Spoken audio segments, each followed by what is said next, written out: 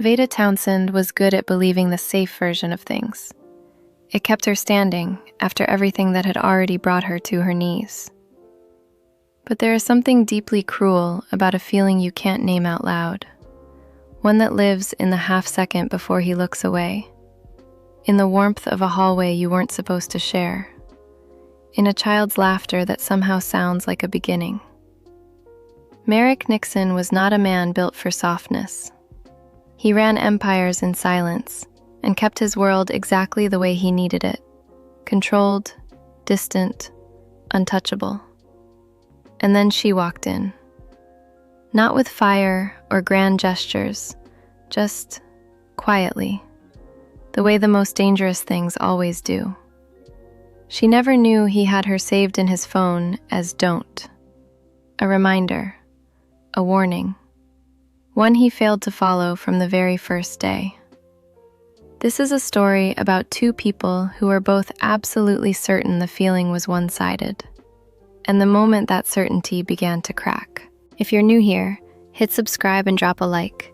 It helps more than you know. Tell me in the comments where you're watching from today. Now, let's begin. Veda Townsend had not planned on staying. That was the first thing she told herself when she stepped off the elevator on the 43rd floor of a building that smelled like money. Not the loud kind, but the quiet, certain kind that didn't need to announce itself. The kind that simply existed, the way marble floors and floor-to-ceiling windows over Manhattan simply existed. She had taken the job because she needed it, because her savings account had a number in it that kept her up at night, and because the agency had called it a unique placement with exceptional compensation, which was their elegant way of saying the employer was complicated. She had dealt with complicated before. She could do it again. The housekeeper, a composed woman named Gloria, who moved through the apartment like she had memorized every inch of it, showed Veda to her room first. It was larger than her last apartment. She didn't say that out loud. Then Gloria walked her to the living room, and that was where Veda saw Lena for the first time. A small girl with dark curls and serious eyes, sitting cross-legged on a cream rug, arranging toy animals in a line, with the focused intensity of someone conducting important business. Veda crouched down without thinking. "Is there a specific order they go in?" she asked. Lena looked up, considered her for a long moment, and then pointed at a plastic giraffe. "Gerald goes last because he's the tallest, and he can see if anyone's coming." Veda nodded like that was the most reasonable thing she'd ever heard. Smart system. That was how it started with Lena. Easy, natural, the way it always was with children, who had not yet learned to be strategic about who they let in. Merrick Nixon was a different matter entirely. She didn't meet him that first day. She heard him. A low voice coming from behind a closed office door, speaking in a tone that left no room for negotiation, in what sounded like two languages inside the same sentence. Gloria appeared at Veda's elbow and said simply, "Mr. Nixon is finishing a call. He'll introduce himself at dinner." He did not, in fact, introduce himself at dinner. He appeared at the table at 7 sharp, buttoned to the throat in a shirt that probably cost more than Veda's certification program.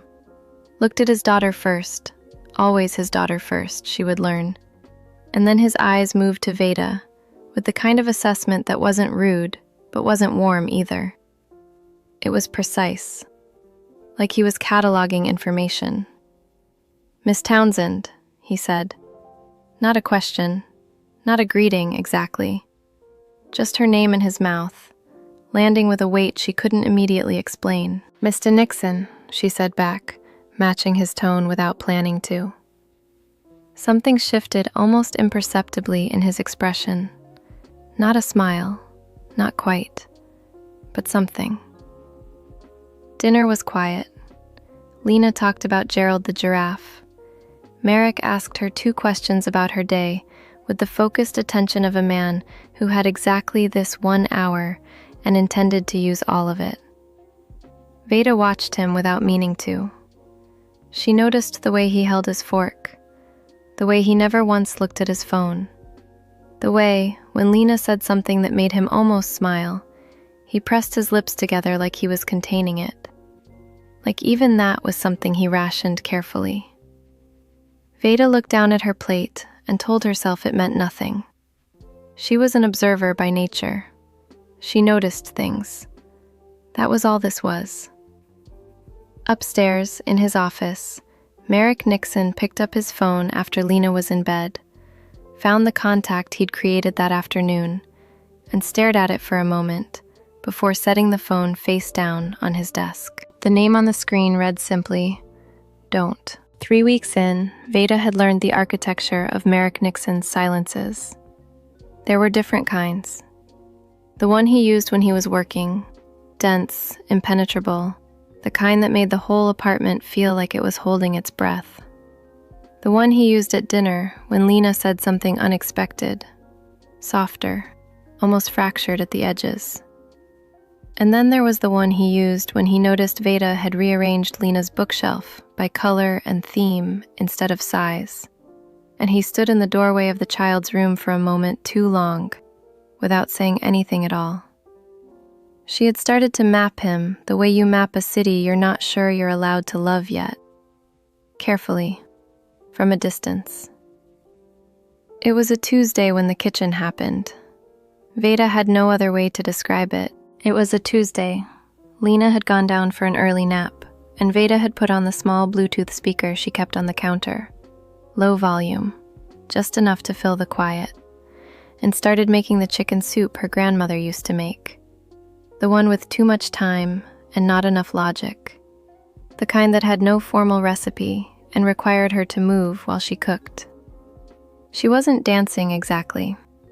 It was more that the music made standing still feel unnecessary. She had Lena on her hip in her imagination, stirring and swaying, and she was humming something she couldn't have named if asked. She didn't hear him come in. Merrick had come home 40 minutes early because the meeting had ended the only way his meetings ever ended, on his terms. And he had loosened his tie in the elevator and was already reaching for the buttons at his collar when he stepped into the kitchen doorway and stopped. Veda's back was to him. Her hair was down, which he had not seen before, dark and loose between her shoulder blades, moving slightly as she moved.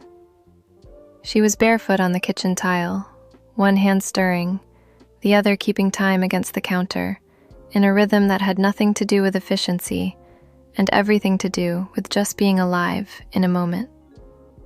Merrick Nixon did not move.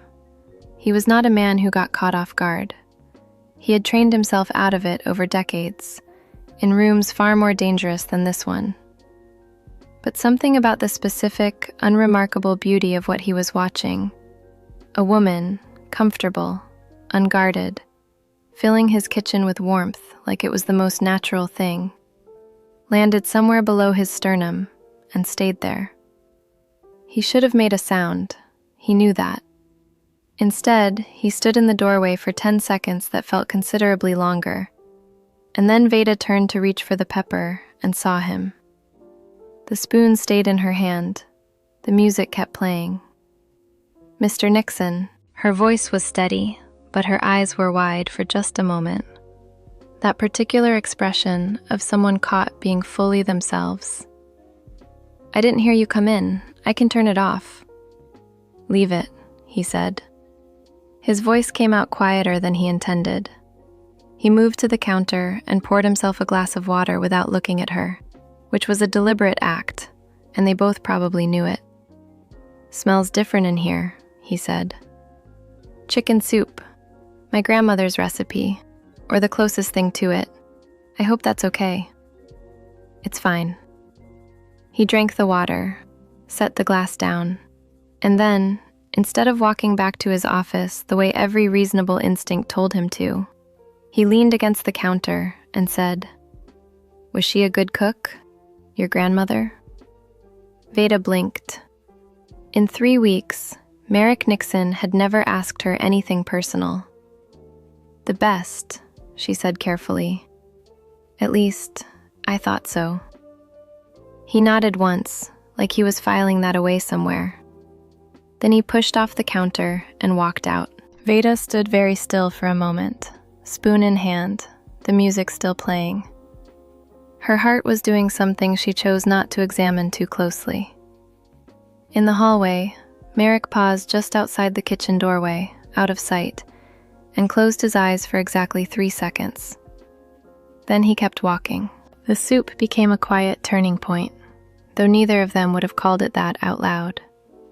What changed was subtle, the kind of shift you only notice in retrospect, when you're trying to trace back to the exact moment the ground moved beneath you.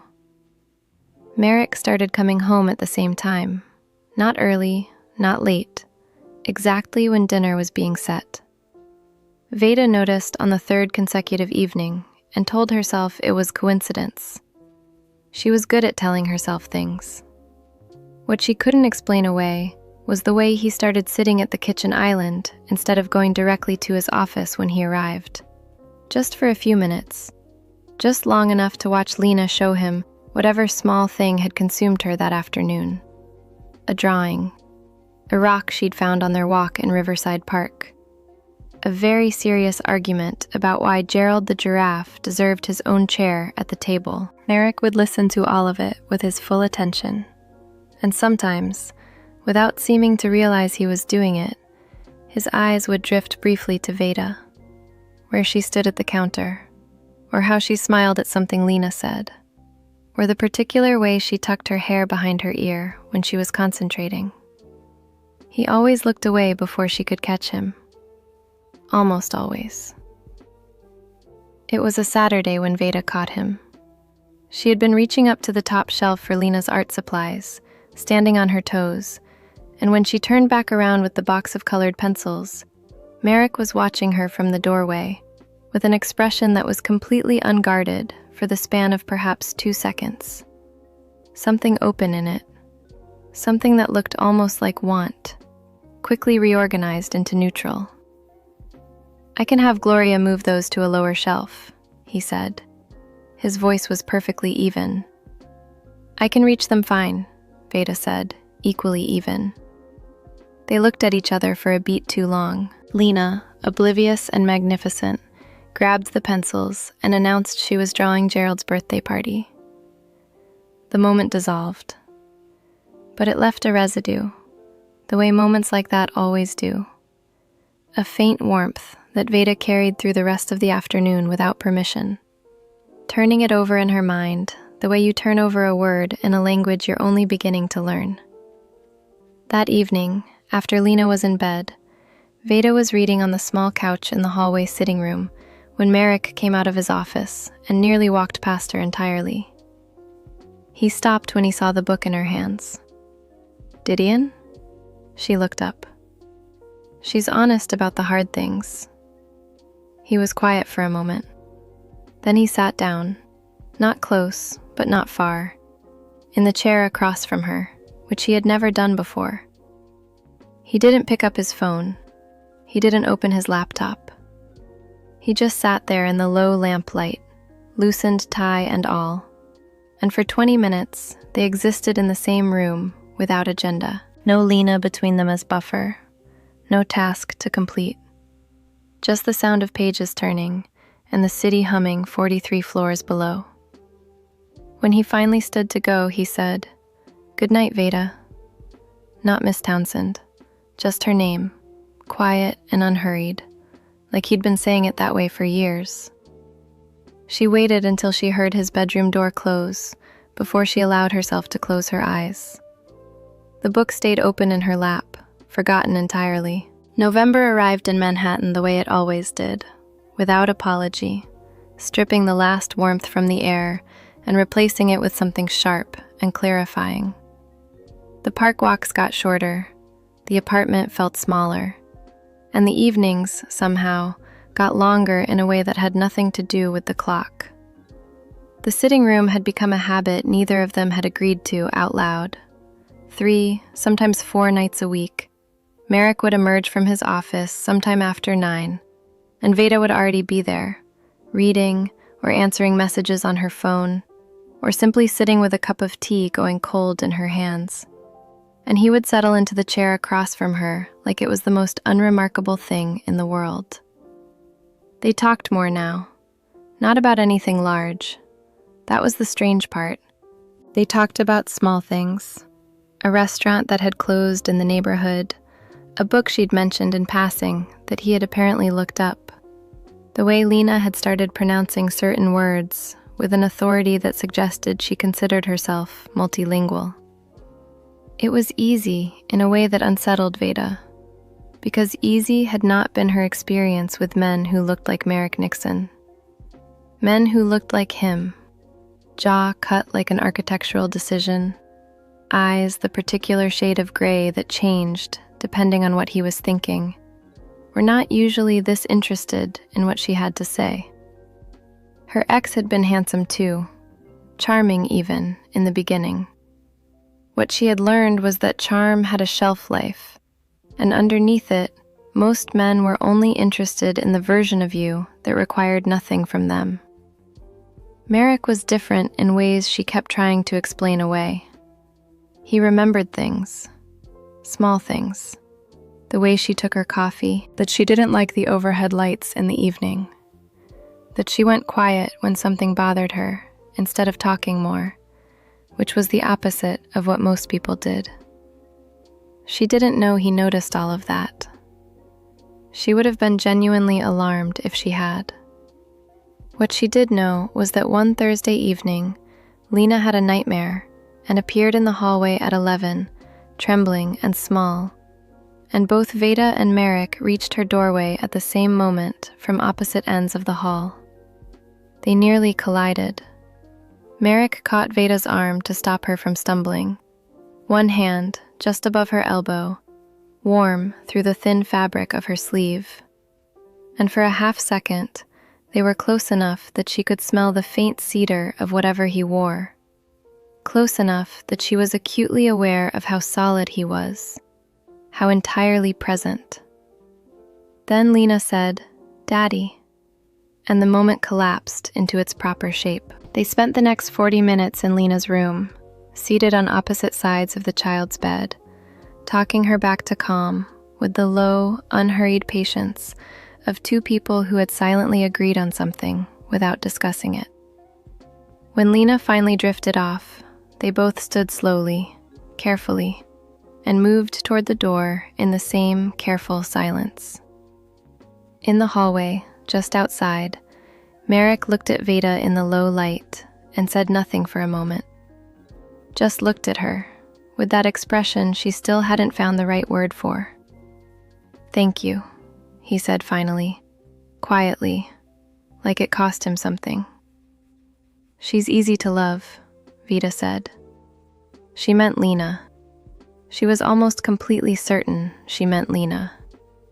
She went to her room before she could think too hard about the fact that Merrick hadn't moved from that spot in the hallway for a long moment after she turned away. There was a specific kind of loneliness that came with living inside someone else's life. Veda had not anticipated that part.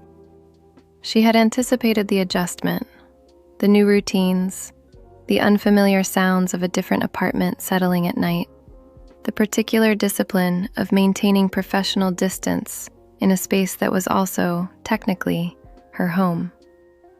What she had not anticipated was how quickly that space would start to feel like something she didn't have a clean word for. Not home, exactly, but not just a job either. Something in between that had no safe category. She called her friend Dana on a Friday afternoon, while Lena was at a birthday party 2 floors down, and the apartment was the quietest it ever got. Dana asked how it was going, the way Dana always asked, direct, no preamble, already suspicious of anything that sounded too composed. "It's fine," Veda said. "Fine like actually fine, or fine like you've stopped letting yourself have opinions?" Veda laughed despite herself. "The little girl is wonderful, genuinely. She told me yesterday that clouds are just the sky being shy." "And the boss?" There was a pause that Veda did not intend to be as long as it was. "Professional," she said. Complicated. Complicated how? He pays attention, in a way that's hard to explain. He's not warm exactly, but he's present, in a way that most people aren't. Dana was quiet for a moment.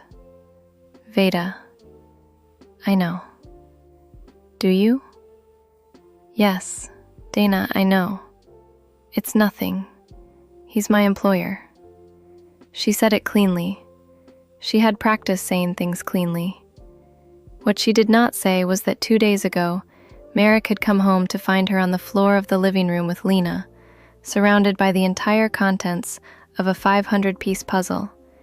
And instead of stepping around them and continuing to his office, he had loosened his jacket, set it on the arm of the sofa, and sat down on the floor between them. Just like that. No announcement, no explanation. He had picked up a piece, examined it with the same focused precision he presumably brought to everything, and placed it correctly in the border without a word. They had worked on that puzzle for an hour. Lena had talked the entire time. Merrick had said perhaps 12 words. And Veda had been intensely, almost painfully aware of how close his shoulder was to hers every time he leaned forward. How his hands looked against the pale, scattered pieces. How occasionally he would glance at her from the corner of his eye, in a way that felt less like looking and more like checking.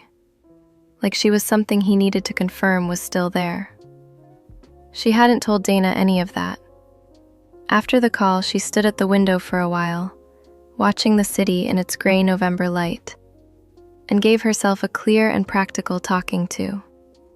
She was not going to be the woman who read meaning into a man sitting on a floor. She knew what it looked like when a man was interested. She knew the particular language of it, the directness, the pursuit, the unmistakable weight of real intention. Merrick Nixon had shown her none of that. What he showed her was proximity, attention, a kind of regard that could mean anything or nothing. And she had been wrong about men before, in ways that had cost her everything. She was not going to be wrong again. She repeated that to herself with conviction, turned away from the window, and walked directly into Merrick, who had come home early again and was standing in the hallway holding Lena's coat, close enough that she had to put her hand flat against his chest to stop herself. Neither of them moved for a full second. His eyes dropped to her hand, then back to her face. She stepped back first. That was what she would remember later, that she had been the one to move, quickly, professionally, like the contact had been an accident worth correcting. Her hand left his chest, and she took a full step back and said, "Sorry," in a voice that came out steadier than she deserved credit for. Merrick didn't move immediately. That was what she would also remember. He stood there for just a moment longer than necessary, Lena's coat still in his hand, and looked at her with an expression she had learned by now to recognize as the one he used when he was deciding something. Not feeling, deciding. There was a difference with him, and she had come to understand it. "She left it downstairs," he said finally, lifting the coat slightly. An explanation for his presence, offered quietly, like he knew she needed the ordinary reason. "Right. Thank you." She moved past him toward the kitchen, and he let her go. That evening followed its usual shape. Lena, dinner, the particular domestic rhythm that had built itself around the three of them over weeks without any of them formally agreeing to it. But something had shifted in the air, the way pressure shifts before weather. Merrick was quieter than usual, not cold, just contained in a way that felt deliberate, like a man who had decided to hold something still by force of will alone. Veda matched him without meaning to. After Lena was in bed, she did not go to the sitting room. She went to her own room, sat on the edge of her bed, and looked at her hands for a long moment. Then she called Dana back. "You were right," she said, before Dana could speak. "About what specifically?" "About the fact that I don't have this under control." Dana, to her credit, didn't say anything triumphant. "How bad?" "I put my hand on his chest tonight, by accident, and he looked at me like..." She stopped. "Like what?" "Like he was trying very hard not to look at me like that." The silence on Dana's end was the kind that meant she was thinking carefully. "Veda, he's your boss." "I know. And you live there." "I know, Dana." "And the last man who looked at you like something..." "I know." She said it quietly, and the word carried everything it needed to. The last man who had looked at her like something had also looked at her savings account and her trust and her entire carefully rebuilt sense of self and decided all of it was available for the taking. She was not doing that again. She was not going to be stupid twice. She said goodnight to Dana, set her phone down, and sat in the quiet of her room for a long time, listening to the apartment settle around her. The distant sound of the city, the low creak of the building, and then, once, the sound of footsteps pausing just briefly outside her door before continuing down the hall. She stared at the door. The footsteps didn't return, but Merrick Nixon had stopped. He had stood outside her door in the dark, just for a moment, with his hand raised and then lowered, deciding against something he hadn't fully named yet. He walked back to his room, sat on the edge of his own bed, opened his phone, found the contact, stared at the word "don't" for a long time. And then, for the first time, he wondered if he'd saved it as a warning or a wish. You just watched a man who controls entire rooms lose control of one single moment. You felt that. Now tell me, on a scale of 1 to 10, how deep are you already? Drop your number below, and if you think you can handle what happens next, part 2 is waiting. But only come back if you're sure you want to know what happens when "don't" stops being enough.